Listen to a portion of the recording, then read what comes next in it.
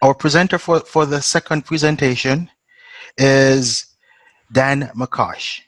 You may know that he is a Toastmaster junkie. He does not apologize for that, and he feels that it serves him well. He has multiple club memberships and executive roles that give him the opportunity to hone his leadership skills. He has come to appreciate that club success isn't something that we try to get. It is a result of the executive team establishing and working a plan which seeks to achieve the goals that Toastmasters has identified for distinguished performance. When the club executive is firing on all cylinders, members will be satisfied and people will be naturally attracted to join our clubs. In a sense, nothing succeeds like success. With this presentation, the Club Success Plan, the framework for club success, join me in welcoming our President Distinguished Toastmasters, Dan McCosh. This is sort of a natural extension of the portion that I did earlier, which described how you're going to go about planning. This is Toastmasters' way of guiding you in that process. But before we start, I have a little fun exercise for us to do. I want to find what you think and what you know about the DCP, Distinguished Club Program, Club Success Program, and what you think of them. So we're going to do a poll. I haven't done this before, so I hope it works, but does everybody have the polling showing up on their screen now? Okay, so there's some questions here. I'd like you to work through them and answer them. I'll give you 2 or 3 minutes to do that, and then we'll talk about the results. And so far, we've had, 163 of the our members have voted. 600, it's going fast.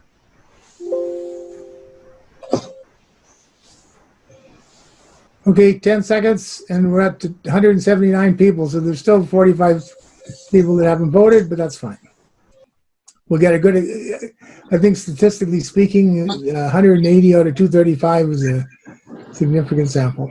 This is a bit. I find out that 86% of our people are aware of the DCP. I'm going to have a few slides just to review them, so I'll go over that pretty quickly. And most, people are aware of the program, but some of them aren't sure how it works or don't know how it works. So maybe I'll slow that down a little. Is your club distinguished this program year? Whoa, that's great. That's a better average than the district actually has, I believe, for distinguished clubs. There may be people from distinguished clubs that attend training more likely. So that was just a general question. Do you know how the club? Do you know what the club success plan is? Great, we'll go over that. And have you ever completed one? Now, this is the area where I really wanted to find out some things. 55% of the people say yes, but 37 say no, they haven't, and 10% aren't sure if they did or not. Maybe those are new executive members. So there's a lot of people not using the club success plan. And we're going to find out why here, because here's their answers. 44% of the people said, hey, it's a great tool, but the biggest concerns seem to be, they either they haven't completed it or it's too long, 17 pages. Not so much on the confusing, don't reinvent the plan every year, not clear. So very briefly, I hope I can take you through and show you how to simplify this so it doesn't seem overwhelming and confusing and difficult.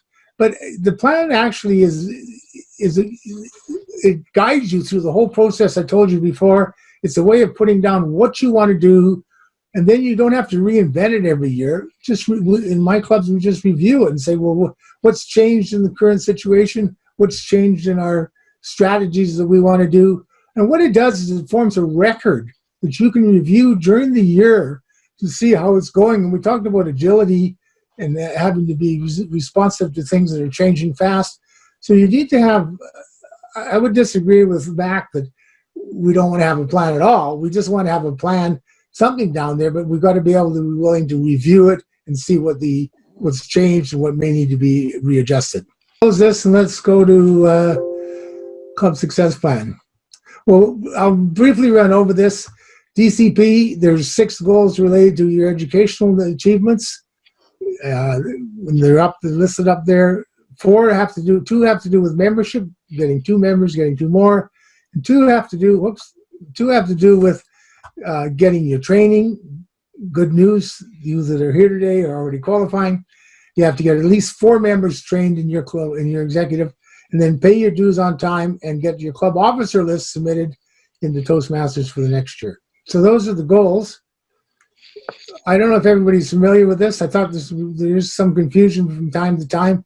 You have to have 20 members to be distinguished.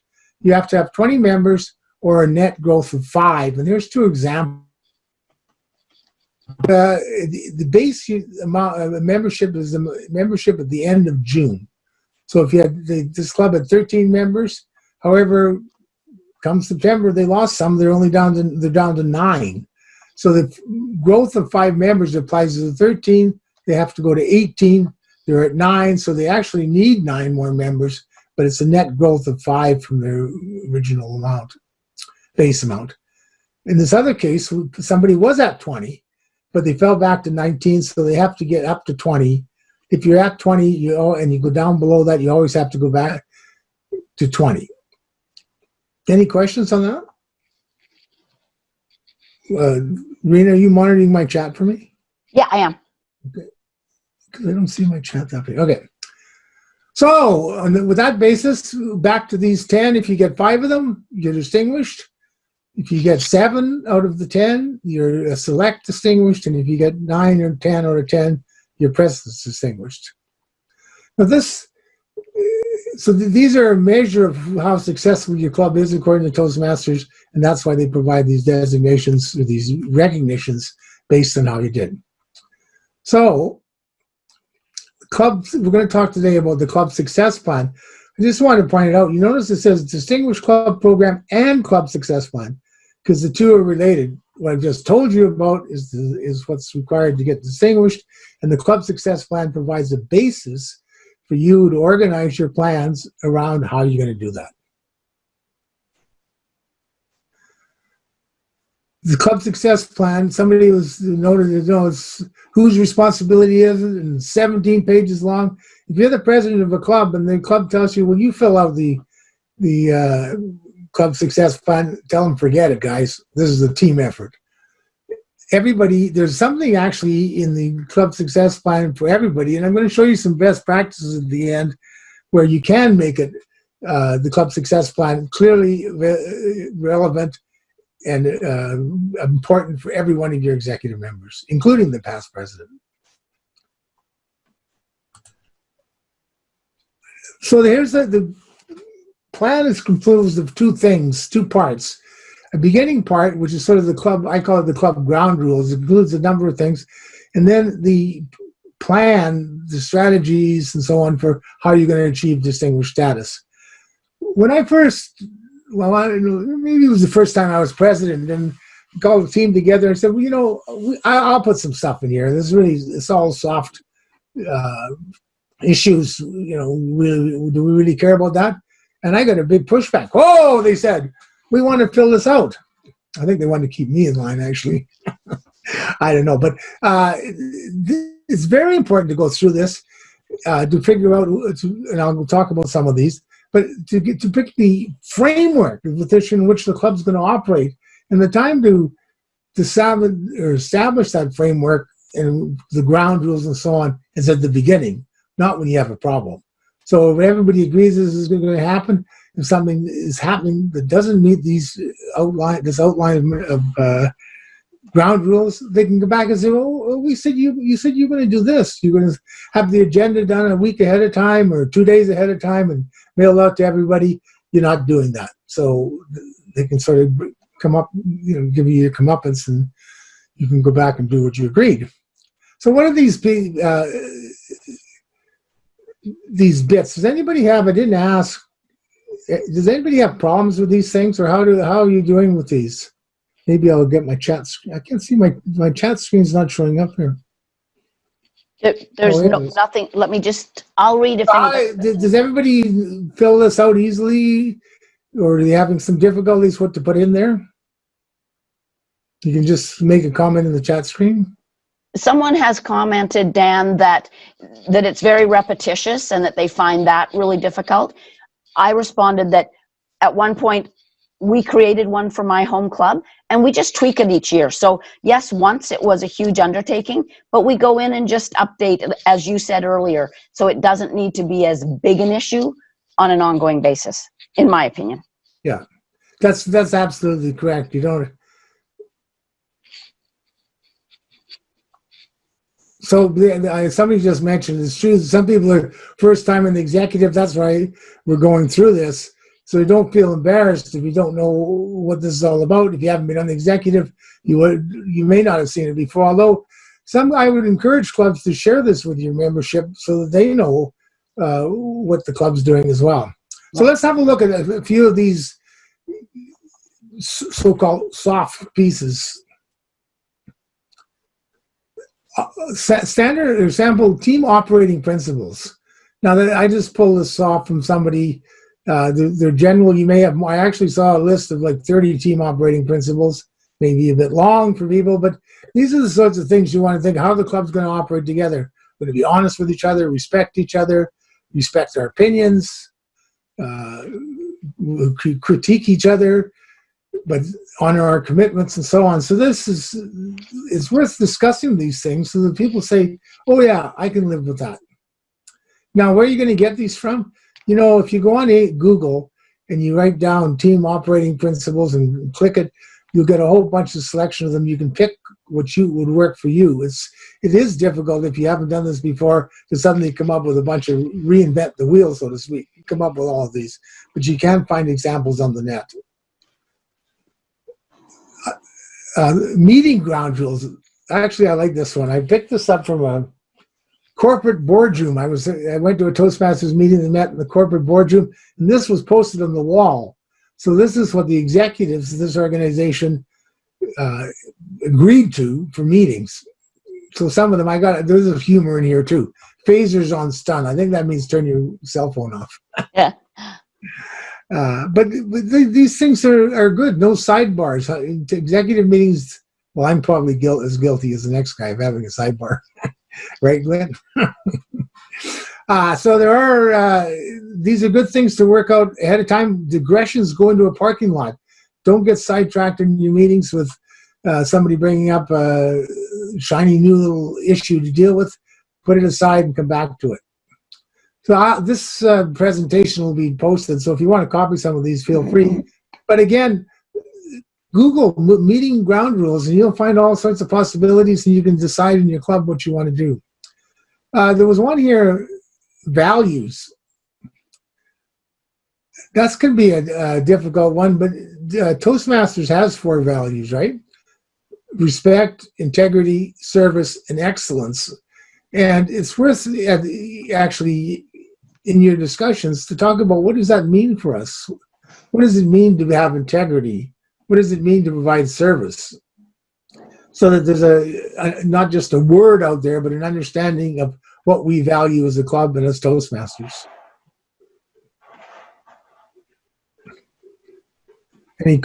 That makes sense to everybody? Oh, so how long does this take to do? It took us the first time we did this, I think, a couple of meetings to fill it in, and then every year we pretty much can review it in a meeting or maybe 2 at the most. Once you have it down on paper. Now, how does the plan involve all the executive? Well, the first 6 goals, the education or the achievement goals, is the VP Ed. So they should be really looking at those pages and coming forward with proposed strategies for dealing with it. VP membership, VP PR are looking at the membership goals, bringing the people in, PR, signing them up, VP membership. The training goal, well, they've noted here is the secretary who would ensure that people are signing up for what they need, and the treasurer in terms of paying the dues on time. Actually, the secretary probably does the second goal, 10, submitting the list through Toastmasters, but the treasurer is responsible for collecting the dues, so he has a place in this plan as well. So each of those areas, each of these areas go through the following. So they go. It's very much like what we talked about at the beginning of this today. A situation analysis. Where are we at? What's our problems? What our obstacles might exist to achieving the goals? What? No, and a couple of other ones as well. How much do people know about goals or about pathways, for example? In the education section, they ask about this. So, are people knowledgeable to be able to continue to achieve those goals? Are they motivated? And what's the club doing to promote the achievement of that goal? So those, as a club, you can sit together. I would say that the executive member whose responsibility it is should probably lead the discussion, and the others can critique it and make suggestions and come up with the items. Now, here's what the page looks like.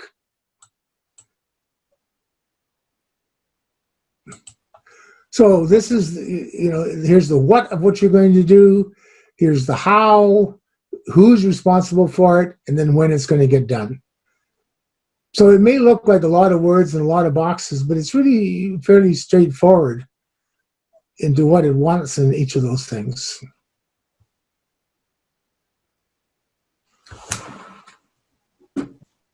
Dan, you have about 6 minutes left. Okay, I was just checking.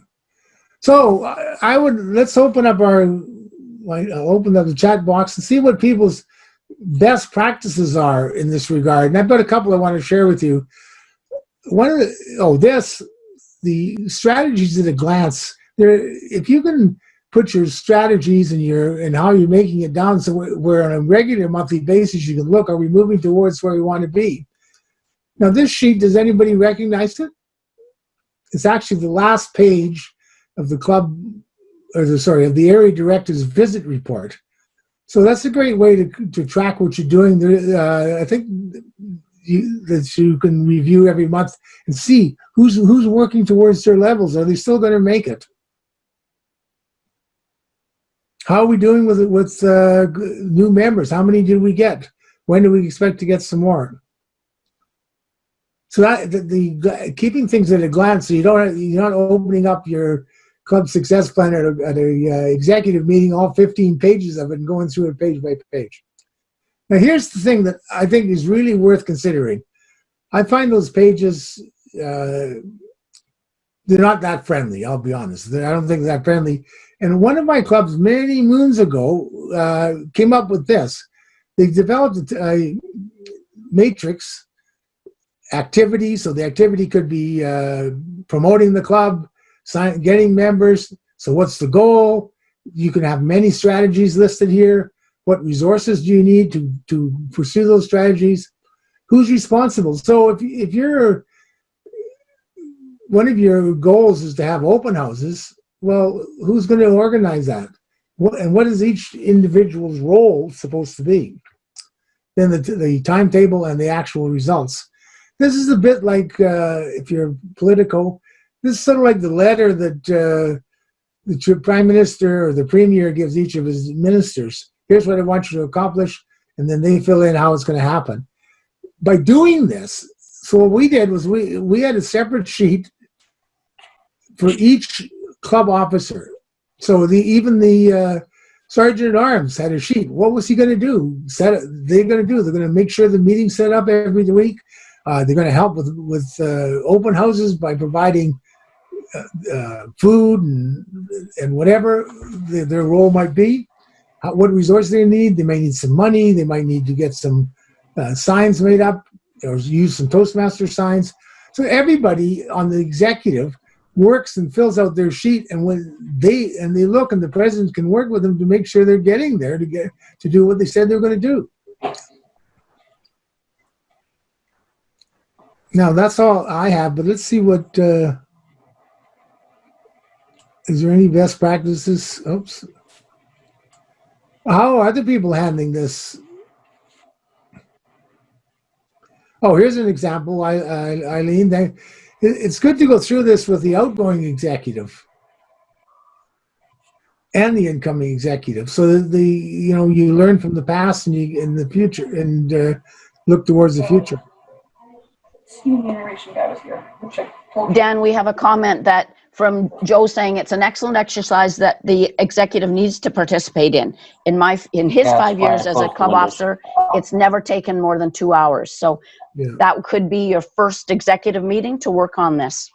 So thinking back to what I said at the beginning, the plan is there. You know what Max says and what Richard said. You have to be.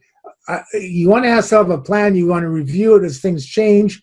But this is not execution. You got to then take your plan and work it. Those 4 ways they talked about for excellent, flawless execution. You got to make sure things are getting done. So you got to review it. You got to get your club members involved. All of that. So, but this gives you something you can look back on. Something you can say. You don't have to think this all through every time you get together. It's there. You may want to adapt it as time goes on. Executives don't even meet over the summer. I would recommend, though, that you do, because if your club's going on summer hours or not meeting at all, you've got 2 months as an executive to get a hold of everything so that when September comes and everybody's coming back and you're tied up with all those new activities getting going, you have a plan. You don't have to work at it at the same time. Dan, can I add one thing to that? Sure. And that's the fact that the clubs are to present that to the area director, because the area director has to then present to the division the area success, then the division success, then the district success, and we have to submit ours in a timely manner as well. So if the club success plans don't come in, and I know that it's a struggle timing wise for us where we go kind of radio silent a bit in the summer, but it is really important because it's a trickle up thing that if we don't have all those other reports, we really can't do a true overview of the district success that we have to send to international. I would recommend giving it a try. Let all your club officers plan, set their own rules for the year and decide on their own strategies. Madam Toastmaster.